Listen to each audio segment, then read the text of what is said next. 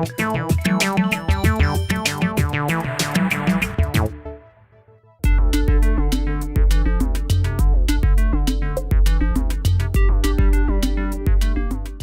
células-tronco são células que têm a capacidade de se auto-renovar e de dar origem a tipos celulares mais especializados. Você tem as células-tronco chamadas pluripotentes, que são aquelas que são retiradas de um embrião 5 a 7 dias após a fertilização, que têm a capacidade de dar origem a todos os tipos celulares de um indivíduo adulto. E depois você tem as chamadas células-tronco multipotentes. Essas são retiradas de regiões específicas do nosso corpo. Por exemplo, no cérebro você tem células-tronco multipotentes, na medula óssea, que são células que dão origem a tipos celulares específicos e que são relacionados com o local de onde elas foram retiradas. Então, por exemplo, células-tronco neurais ou do cérebro vão dar origem a células do cérebro. Células hematopoéticas vão dar origem a células do sangue. No momento, o único grupo de doenças que de fato pode ser tratado com células-tronco são as chamadas leucemia e outros tipos de doenças do sangue. Esse é o único tratamento real e efetivo que pode ser, onde você pode utilizar células-tronco da medula óssea.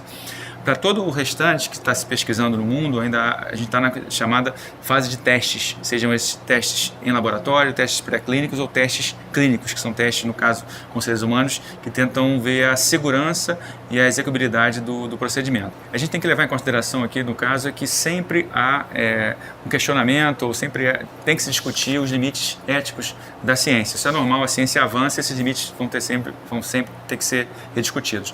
Se a gente chegar alguns anos atrás e lembrar do início dos transplantes, que hoje em dia é um procedimento extremamente nobre, um procedimento importante que salva milhares de vidas. No começo, você teve que discutir o que é a morte de um indivíduo, para que você pudesse ter acesso aos órgãos. Então, hoje em dia, a gente define como morte a chamada morte cerebral.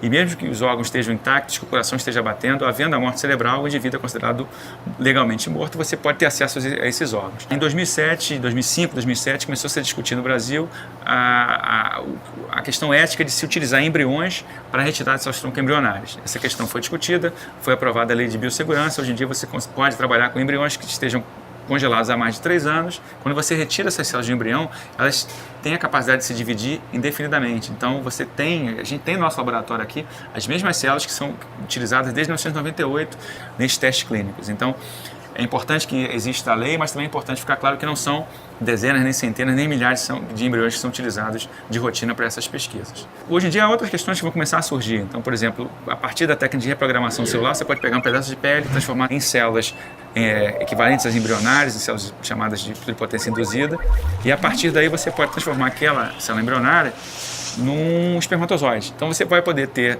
talvez uma fertilização in vitro, a criação de um indivíduo que tenha 2 pais ou 2 mães, ou seja, filho de uma criança.